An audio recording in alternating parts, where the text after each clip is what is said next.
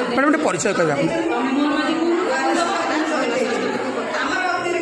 जो आज कोठार पंचायत ऑफिस रे जो कार्यक्रम होता सचेतनता कार्यक्रम कौन कहे अपने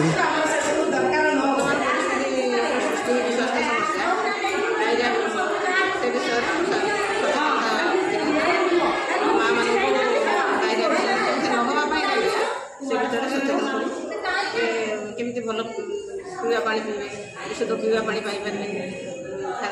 खाद्य जमी सुरक्षित भाव में खाद्य खाईपारे से विषय माँ मान बुझे तो सेमती डायरिया परिस्थिति सृष्टि होनी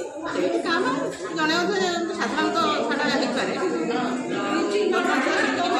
पाए सृष्टि होनी लोक सचेतन अच्छा लोक आशा दीदी मैंने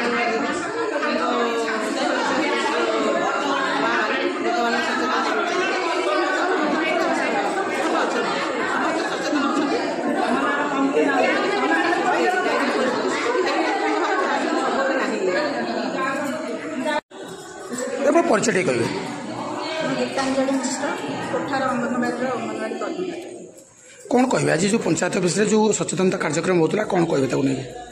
कोठार पंचायत आम 4टा रेवेन्यूर सचेतन सक्सेसफुल होती अनुभव कर डायरिया हवा आगु आम डोर टू डोर सब बुली जहाद्वारा आमर सचेतन एमती होता जे डोर टू डोर जावा द्वारा एसएचजी ग्रुप्र जिते मेम्बर इसी कति सीआरपी कति एमपी कति समस्ते आम बुलवा द्वारा आम पंचायत कोई पेसेंट डायरिया सब भाग अच्छा भी डायरिया व्यापी सब भल मो ना सुकांत साहू ग्रामर कोठार ग्रामर मो ग्रामवासी